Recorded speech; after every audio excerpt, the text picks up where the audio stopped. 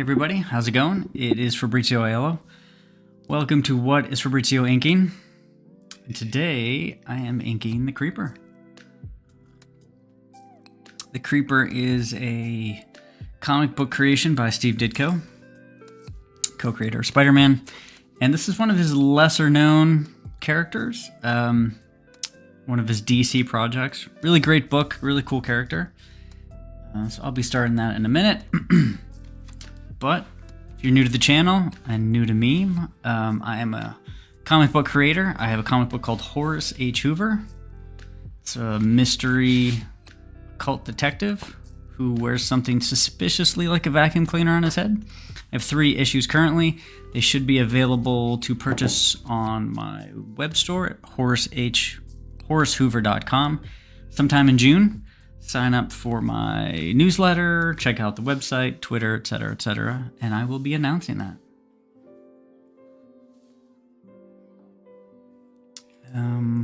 Alrighty, let's see who's in chat. John's Longbox. Let's see here. Get set up before I...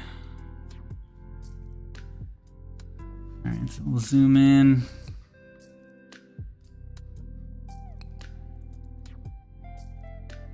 Focused and get to inking. Should be good.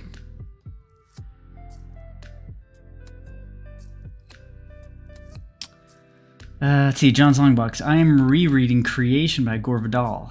I think you would like it. I don't know that book. I know Gore Vidal, but I haven't read any of his stuff. I don't even know the premise or anything.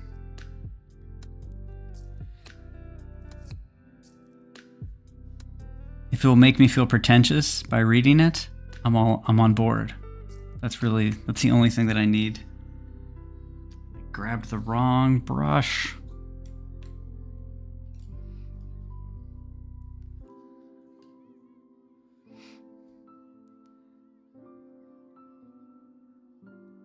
John's Longbox has a YouTube channel. Check that out. Great interviews, comic book reviews, all sorts of cool stuff. It's really nice seeing old issues sort of paged through, recapping the stories. You know, there's reprints and collections and stuff like that, but seeing the original comic with all the ads, it's really cool.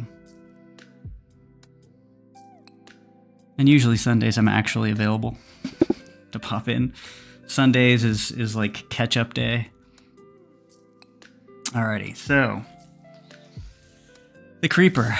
Yeah, so I'm going to show the pencils to this. When I was kind of laying this out, I was thinking, you know, I could just do, you know, no background, just the character, whatever. But something about the character, it felt like it really needed kind of an off-kilter background. So I did this in my head, almost German expressionist movie set background, where it's got this forced perspective,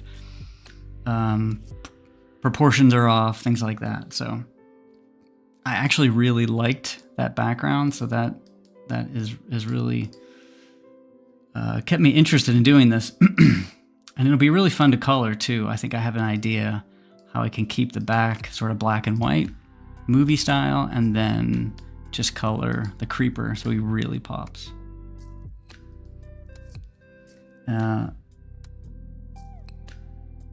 It's a Persian that travels to India, then China, then back, and then lives in Athens. He's a grandson of Zoroaster and meets the Buddha and Confucius and Pericles. Holy cow. So it's like on the road, except things happen since he travels there and back. I'm just going to assume it's exactly like the on the road, except the Buddha shows up. That sounds cool.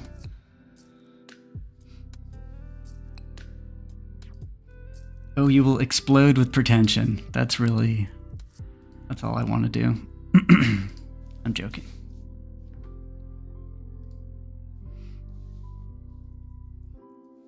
Nowadays, you don't need much to be pretentious, depending on who you're hanging out with. I don't know if I told this story or not, but I was at work, and this was in March.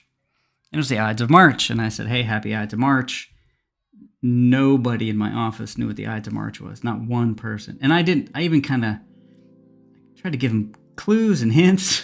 They were just completely. They had never heard of it. They didn't know what it was. Like, yeah, that doesn't bode well.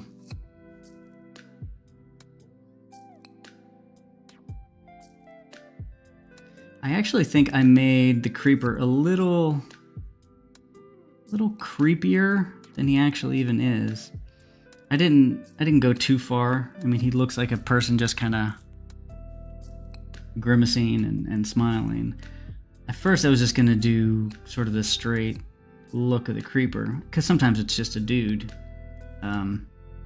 He doesn't look like he's laughing or anything like that. But then that's fine for some images, but some images you need to have somebody really almost like an extreme pose or an extreme emotion. If not, it, especially for a pinup, like a pinup is a completely different thing. I'm babbling a little bit, but I started inking, so as soon as I start inking, I can only think. Like 30% of my brain is thinking, the other 30 is inking. On my day at my job, if it's not sports or food, no one knows what it is. Yeah, that is a bit of a bummer. I mean, you spend so much time with people, and not that I mean, don't get me wrong, I don't expect everybody to know everything I know, but man, there are some certain like cultural touchstones that I just assumed people knew what the Ides of March was. I mean, again, maybe that's maybe that's my fault, but I mean, the number of movies, adaptations, references, I don't know how. I almost feel like it's, if you didn't know the phrase, "I'll make him an offer he can't refuse." If you don't know what that phrase means, just think about every time that phrase is used in conversation or in reference, but you would have no idea. It would be weird walking around hearing references to things and not having any clue. Or like if people talk about Big Brother and people have never read 1984. Admittedly, that reference is overused, but it still applies. Yeah, what if, I don't know, it's weird. Like, not understanding references kind of bug me. So it makes me want to go check stuff out. Even if I'm not, I don't know, not to say that if I'm not interested, I still want to know it. But if there's a reference and I don't get it, then I track it down and, see if it's important. Because it's just part of our language. Hey Logan, how's it going? Sorry, late. What peeps? Don't worry about being late. I mean, I think that I really did pick peak nap time on Sundays. Middle of the day. Or at least you're out and about doing things depending on the weather. Sometimes I think I picked the worst time of day to do this, but I kind of feel like since I started doing Sundays at 3, I should stick with it so people at least have some inclination of when I'll be inking.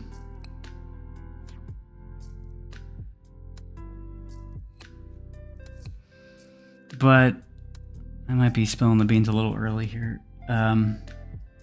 Yeah, so since I did this drawing and this sort of German expressionist background with these like houses, these tall houses with roofs that really don't make logical sense, it was kind of from a dream that I had.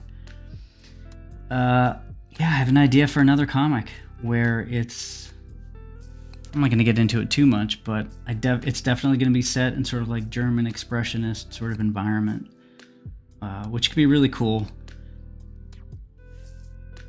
So I have some ideas kind of brewing about that for the, maybe not post-Horace, but post-Horace project.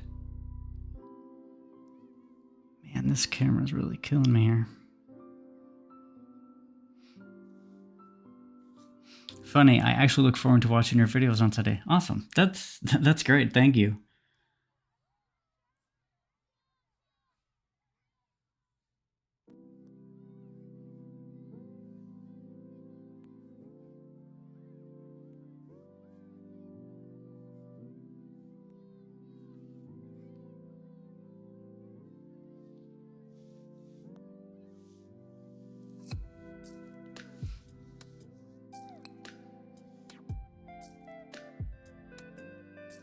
I'm actually working on an alternate cover for issue 2, which is turning out really cool.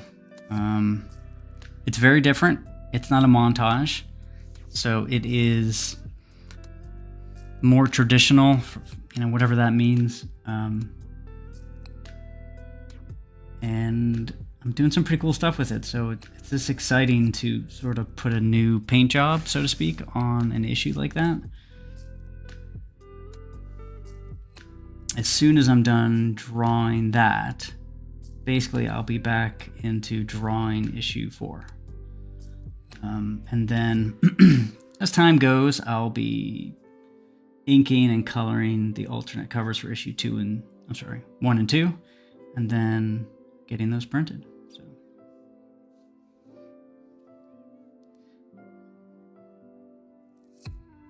it will be interesting to see people's reactions to the alternate covers.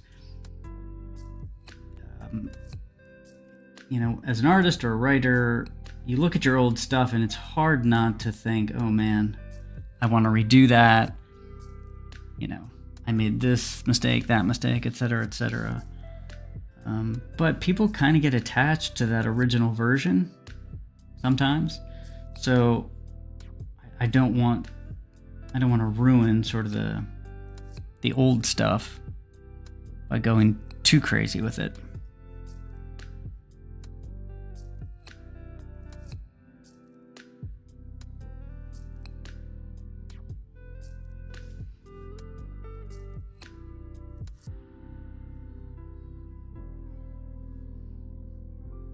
Yeah, I have a lot of freedom with these backgrounds. That light is kind of washing this out, isn't it?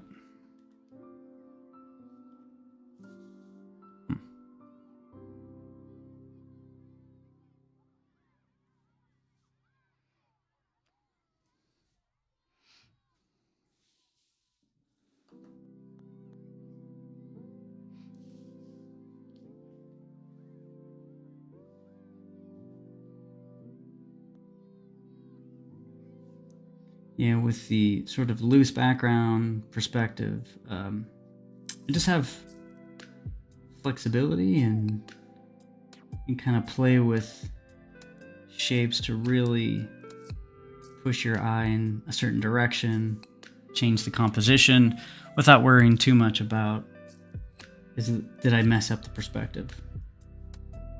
Because if you do that, if you're trying to have extremely accurate perspective and you go a little loose with it, then that can just completely kill the drawing. In issue 2, I have a double page spread of a library, and it took me a long time because I had to get the perspective right across the entire double page spread. It's killing me.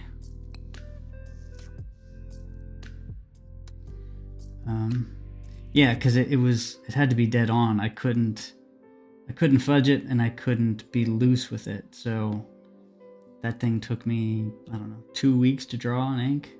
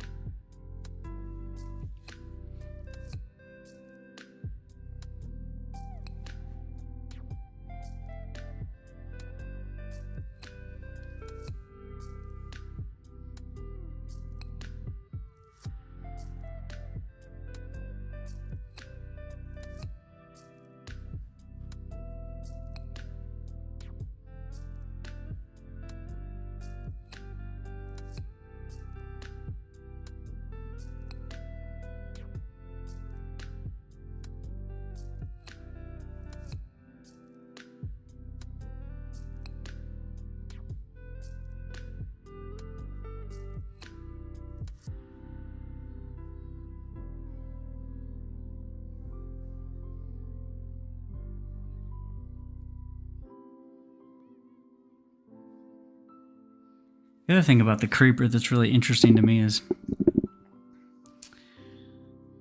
what is it about the Creeper that visually is so powerful? I kind of get obsessed with breaking down what it is.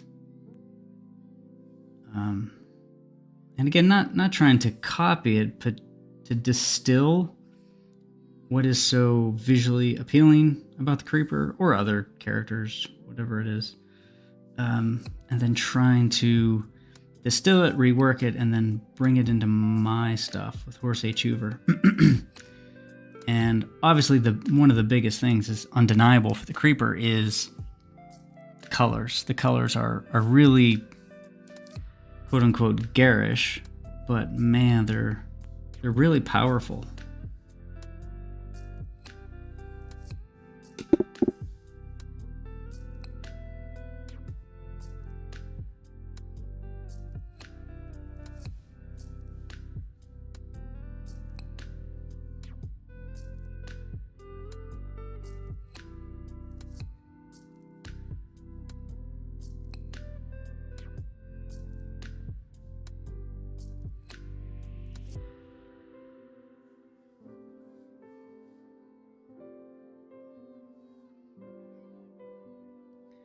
I actually don't know if I've ever seen a Ditko interview. I mean, I've seen a million people talk about Ditko. But yeah, I don't know if I've ever actually seen an interview with him.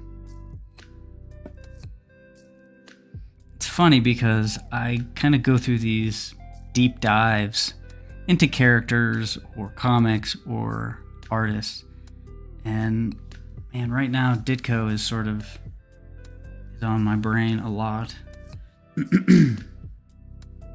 Just because I'm rediscovering some techniques that he used that I didn't notice before, but then again, before I wasn't doing a comic book, so you don't analyze it in the same way when you're just consuming it versus whenever you're actually doing a comic book and you see how he approaches certain things. So I think I just have more, I can look at it in a different way and pull more from it than I was before. As good as it was, before. I know what you mean on perspective. I'm currently redoing a commission that a recreation of the cover to X-Men 141, the Wanted poster turned sideways, and trying to draw each picture inside. Yeah, that's got to be a tough one.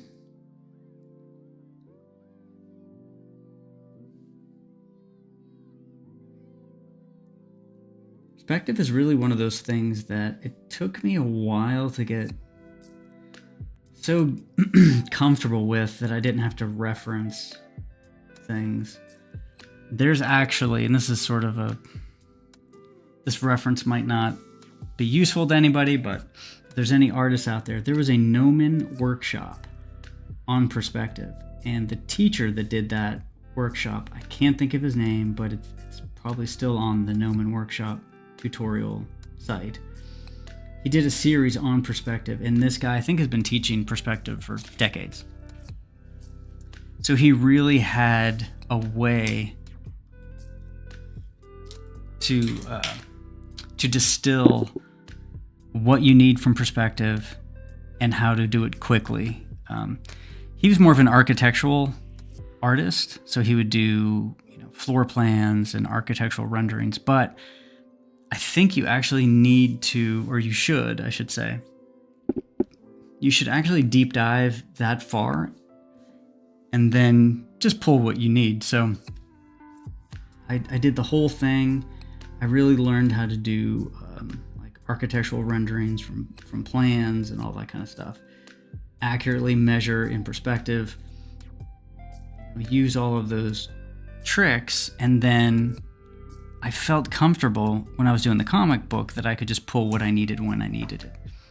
It's like, learning your scales for a guitar. Scales that you might never use, but they're there if you need them. And I guess the most important thing is you have the confidence to sit down and be like, you know what, I can do buildings. So if I need to reference something, I can. But yeah, that Gnomon Workshop series on perspective was a game changer for me, because I don't know how many books on perspective. Way too many. And they're all pretty good, but none of them, not one of them, actually goes in as much detail as this series, because the series is more for architectural rendering, whereas most of those books for drawing, they're gonna shorthand it, they're gonna simplify it, but not, unfortunately, not in a way that works, if that makes sense. Anyway, this is just a giant plug for the Gnomon Workshop. I used to do their videos a lot. I think there's some David Finch stuff on there. Some other comic book stuff that was really good.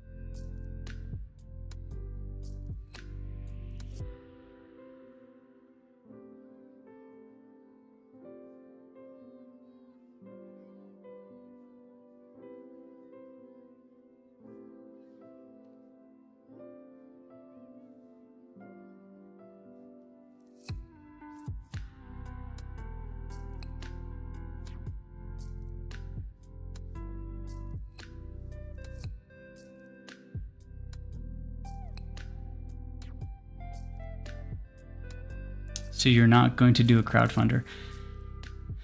For issue 3, I'm not. Honestly, mainly because I needed to get the books printed for these Comic-Cons I'm doing. So I'm doing Pittsburgh, Three Rivers, beginning of June, and then I'm doing Plastic City in July. So I had to get the books printed before, so I didn't think I would have enough. Well, I know I didn't have enough time to actually do a crowdfunder. But moving forward, so issue 4 or 5, I think I will. Just, how issue 3 worked out, it was a bit of a surprise for me, so I've been trying to sort of recover my original schedule, and I didn't think I'd have time to do the crowdfunder.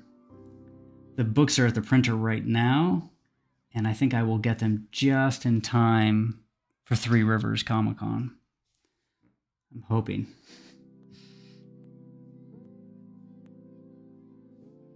But I will do like an announcement. I'll do like a launch day, like first day sales and things like that. And then later in the year, whenever issue 4 is done, I'll look at crowdfunding.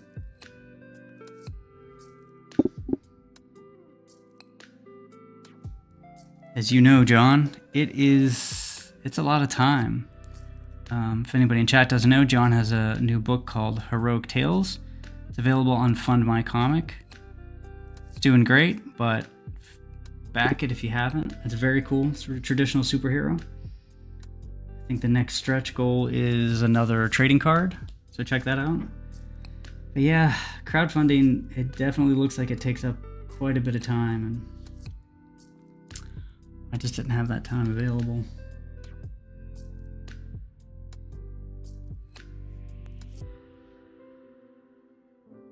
I do wonder, I haven't done a lot of comic book conventions as actually a vendor. I've gone to comic book conventions for many, many years, but I've only actually had a table, I'll call it 2.5 times.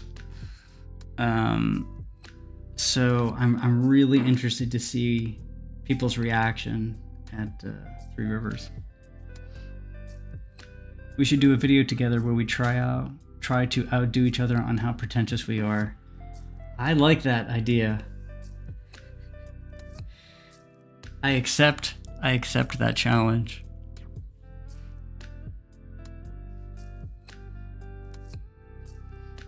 Horace H. Hoover is in the comic, but he's not in the comic. Yes, so check it out. It's fun. Lots more to come. And just like traditional superhero, which, man, there's not a lot of them, or any that I can think of offhand at all right now. So we have a lot of deconstructed, we have a lot of other kinds of stuff, but not like a traditional superhero with a twist. So you haven't seen anything like that before. Oh, cool. Thanks. Thanks, Logan.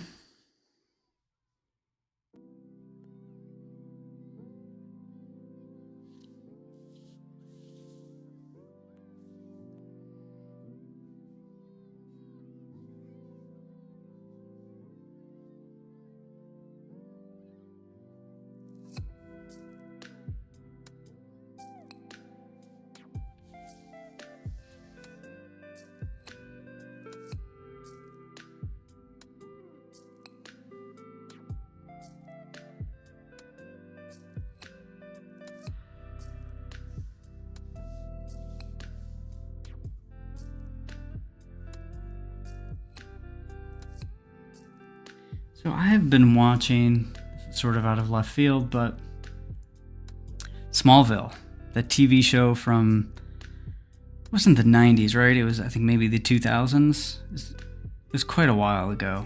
Early 2000s, maybe?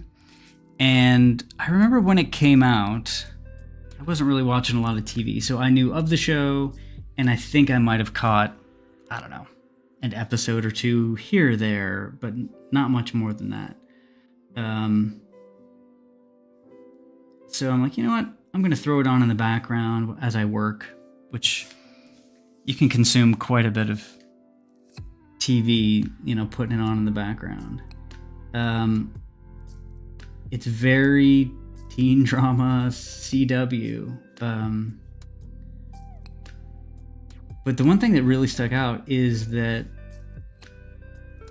they really, to say they deviated from the comics is an understatement. They really they were their own thing. And I was wondering, like, man, this is way before the internet really had too much of a say. I don't know what people thought of Smallville when it came out, like comic book fans. I don't know if they were just happy to have something at that time, just because I never watched the show, so I didn't really have an opinion. But I actually think, compared to some newer shows that I've only ever seen an episode or two of some DC shows, I think it's just as good as that. Meaning they're all not great, but in 20 years, I don't think they've gotten any better. And if in any way they've really gone backwards in a lot of ways. Anyway, yeah, I was just wondering, I'm like, man, Smallville deviated so much from the comic. Just curious what fans of the comic and the TV show back then thought.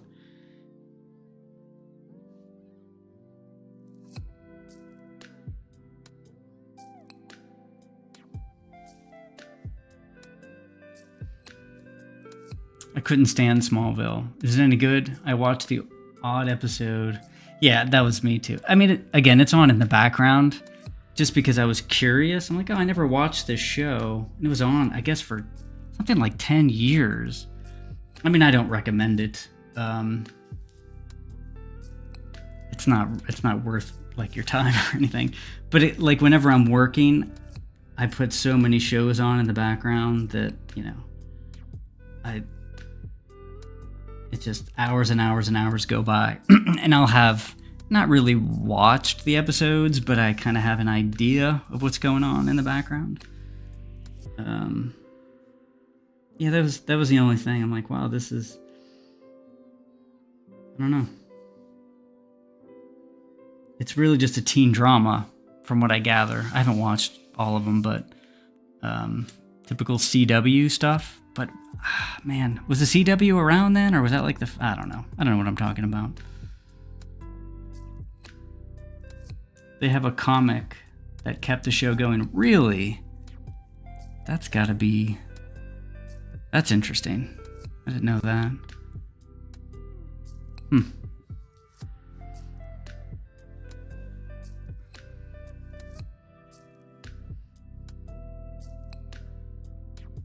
I also do think it's probably one of the same deals of like, if you were a certain age when that show came out, I bet you love it, you know? I was pretty old at that point, so it wasn't anything that I was into.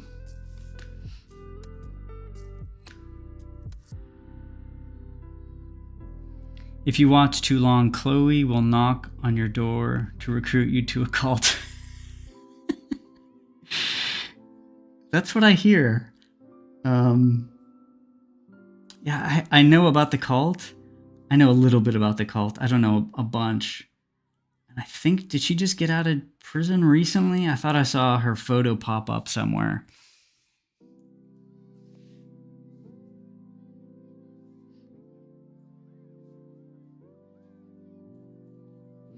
He even turned into a Green Lantern in the comics. What?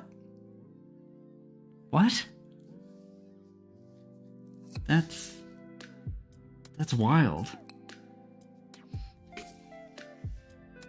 I am jumping around this whole thing. Around the top, though, so I'm getting that quite a bit, but we are woefully underserved here in the bottom.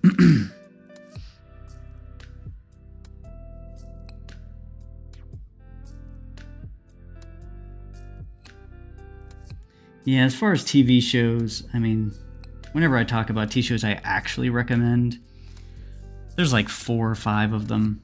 I mean, I loved Deadwood. I loved Justified, Hell on Wheels, Carnival,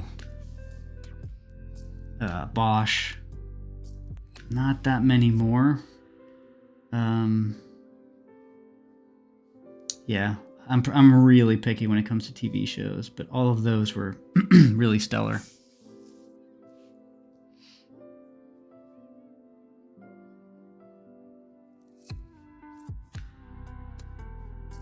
I remember watching, I mean, there were, the problem with TV shows,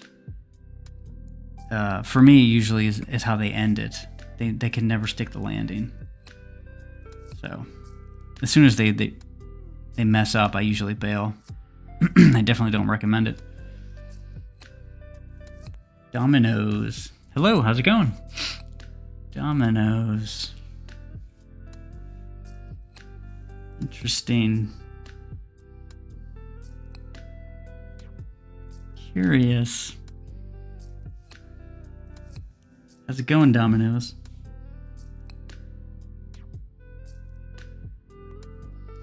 I'm going to assume by your name that you're a world-class domino player.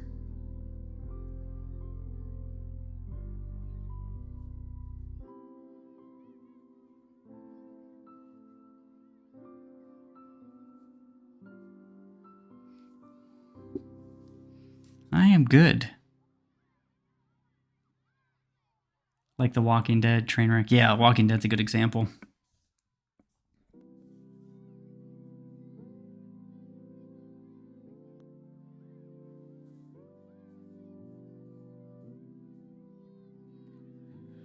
$3.40.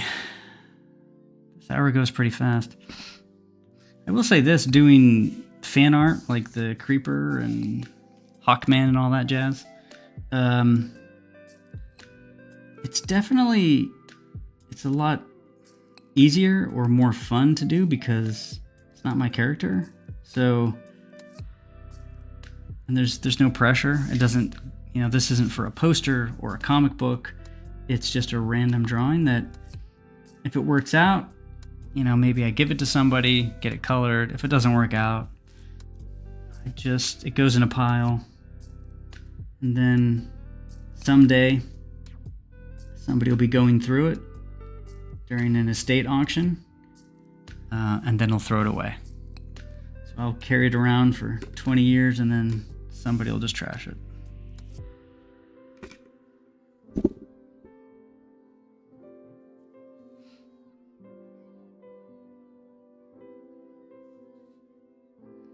I always wanted to do some fake diary entries for an estate sale. So just start a diary and just fill it with a bunch of crazy stuff. And then just make sure that when I'm dead, that it's not obvious, but it's not so well hidden that it never gets found. And then just give somebody something fun to do whenever they find this diary.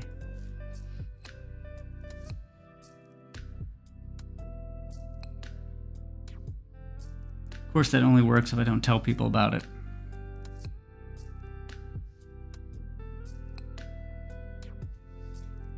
So this area here is interesting. So if I was Mike Mignola, if I was Mike Mignola, this would just be solid black. I am not Mike Mignola. That is definitely not the case. So what I'll do is I'll do some hatching, but if you do hatching one way for this whole big section, it'll look pretty weird. So you need to actually vary the direction of the hatching. So from a distance, it'll look dark, but it'll look like there's just a little bit of light peeking through. I think of Frank Cho, if anybody's familiar with his pen and ink stuff. His really detailed pen and ink. The way he does clothing. Dude, your art isn't trash. I think everyone will agree. Thank you. I appreciate it. Yeah, your art is amazing. Thank you. I was just joking that, you know, for estate sales, anytime people are going through stuff, they're just like, this is trash. Toss it.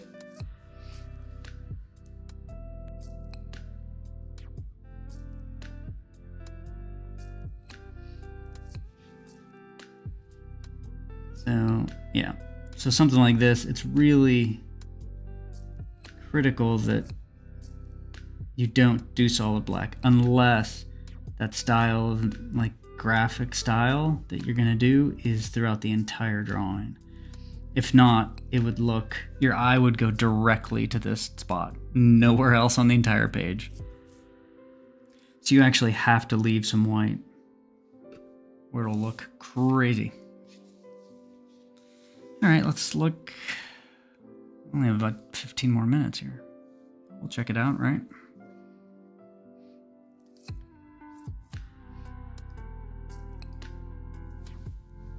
Okay. Yeah, so we're making progress. I might do like black with like a halo, almost like ambient light from a city. Still got most of the creeper to do. This bottom right. It's actually the hardest area to get to. All right. I'm gonna actually work a little bit on the right.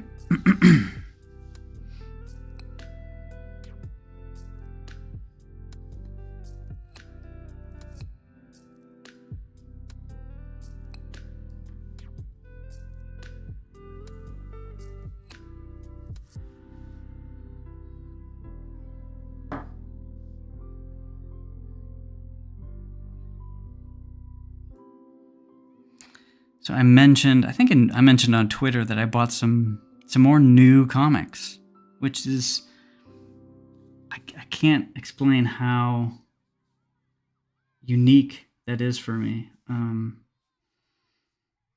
Yeah, it's the second time in a row I went to a comic book shop and bought some new comics. One is Batman and Dylan Dog. And to be honest, it was the Dylan Dog part that got me to buy it. Huge Dylan Dog fan. I think I even mentioned this maybe in the last stream or somewhere else.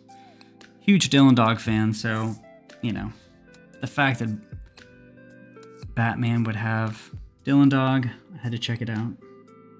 I haven't read it yet, though, so we will see. The art looks good, though.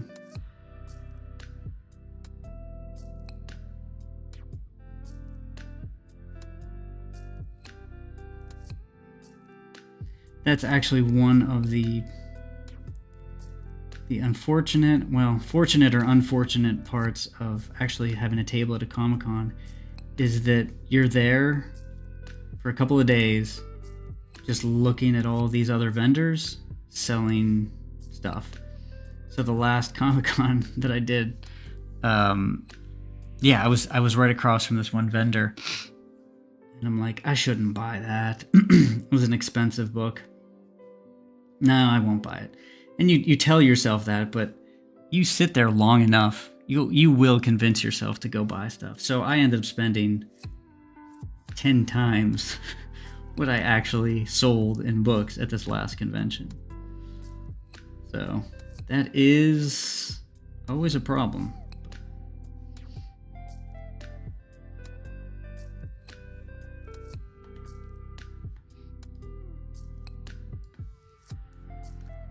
Logan, that's the way the old pros thought too. Now everyone is fighting for their stuff. Yeah. Yeah, that's true. There's a couple of artists that I cannot find any of their original artwork.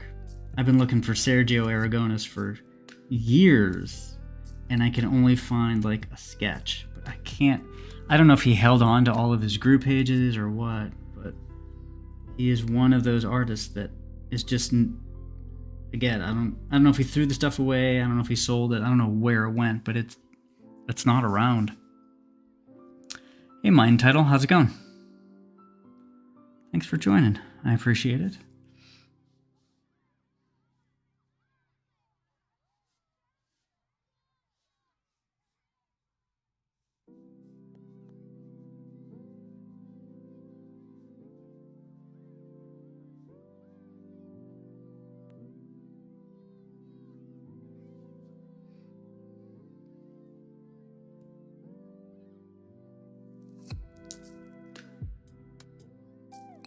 I actually just bought a Sergio Aragonés comic called Sergio Massacres the Marvel Universe or something.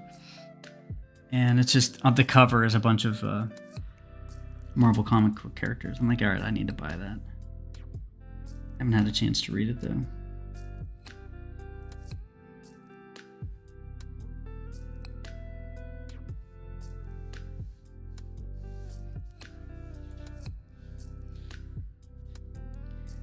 Yeah, as far as original art, I buy a fair amount of it. Sometimes it's tough to pull the trigger for me, just because, some of it is expensive. But then I think I've never actually regretted buying original artwork before. I have several oil paintings from Bob Eggleton, who's an amazing sci-fi fantasy painter. And I love these paintings. Absolutely love them.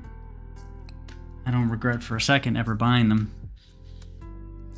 Now, admittedly, if I end up under a bridge and I have to sell these paintings and they're not worth any money, I will regret buying those paintings. But anything short of me living under a bridge, I think I'm okay.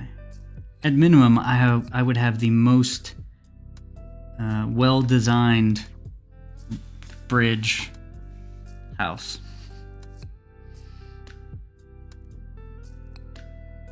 I'd have my shopping cart, and up on the wall I'd have my Bob Eggleton paintings. Other homeless people would come by just to hang out because it was so cool.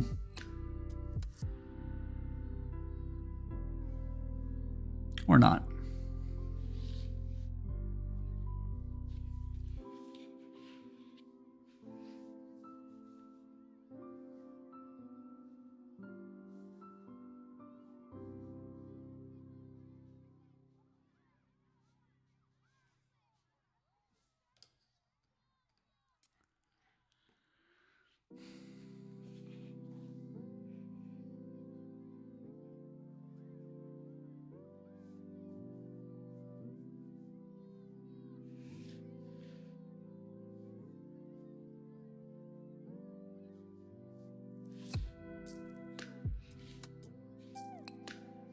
There's this implicit need to draw feet and show them in drawings sometimes.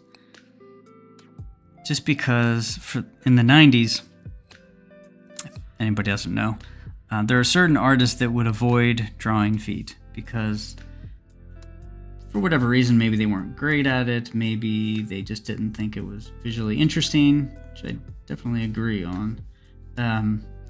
But for 30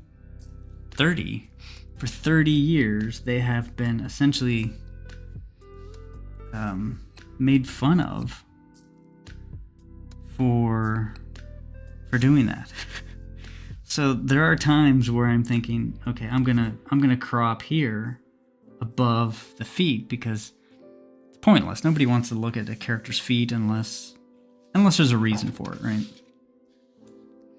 And then in the back of my head, I'm thinking, I don't know. Jim Lee and Rob Liefeld have gotten so much crap for not doing feet for 30 years. I don't want to give anybody ammunition. I was told my hands resemble a thymidolide. I know what you're talking about. I can't pronounce it. Thymidolide? Baby's flippers. That is an image. That's what that is.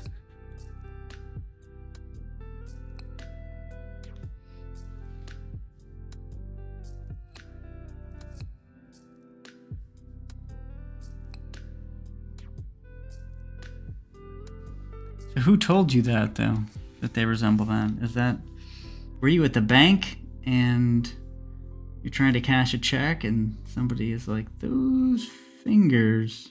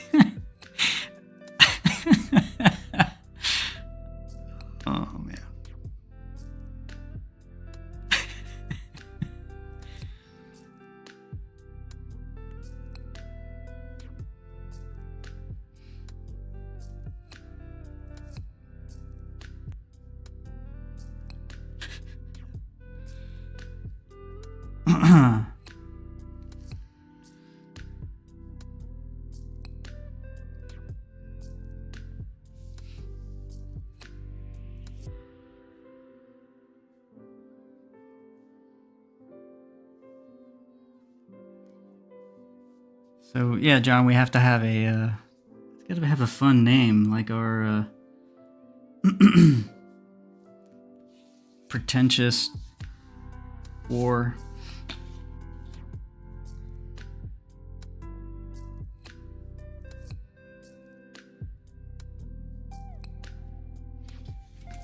And neither of us are French, so we're starting from zero.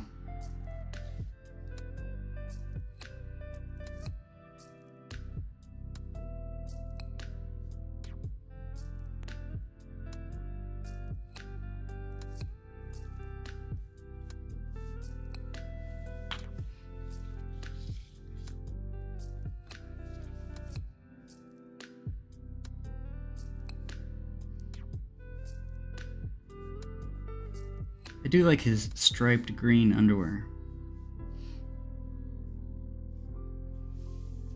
I mean, I know everybody says this, but this is a great example of if you just removed that part of him, it wouldn't be the Creeper. It would be somebody like the Creeper, but like it or not, that striped green underwear, that's part of the character.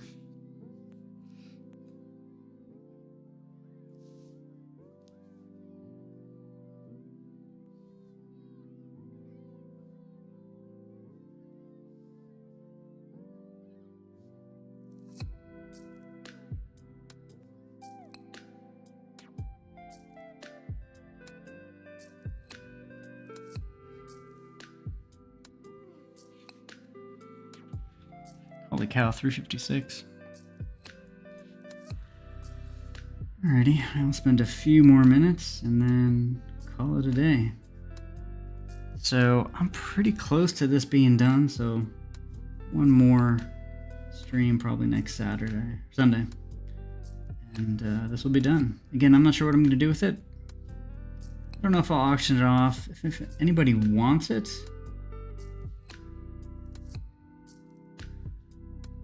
maybe I'll post it for sale, but I'll wait till it's done, obviously. You never know what can happen between now and then.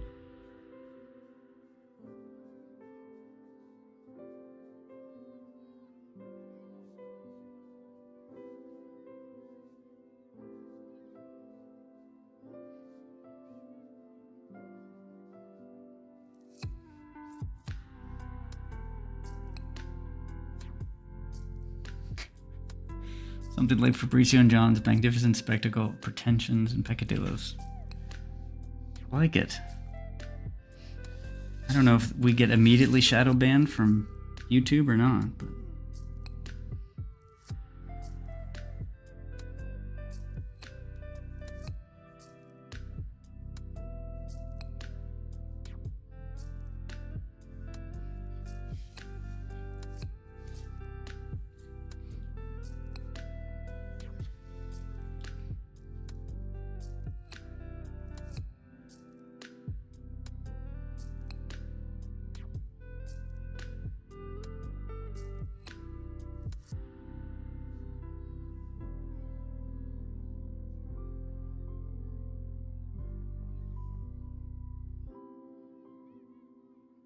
yep, DC might see it and want you to do a Creeper Mini Series. Holy cow.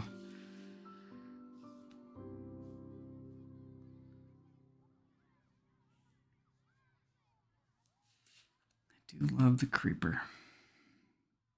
But I will say this, after doing Horace H. Hoover and having free reign to create your own world with your own characters, doing somebody else's stuff definitely has less of a draw now.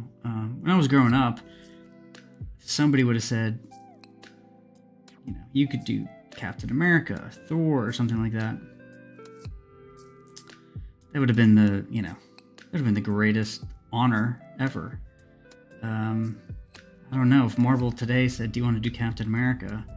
With our current crop of writers and editors, I'd have to say no.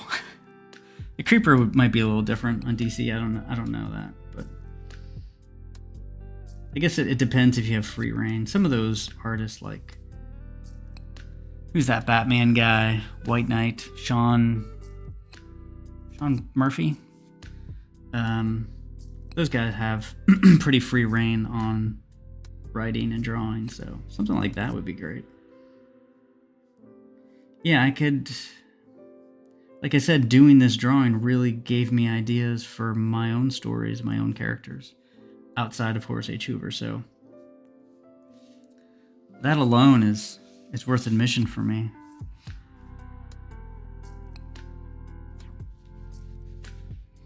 But I think this will just be so much fun to color more than anything. It's 4 o'clock. Holy cow. Okay. That did go pretty quick. Thanks, chat. I appreciate it. That actually made this hour go pretty quickly. Let's see where we're at.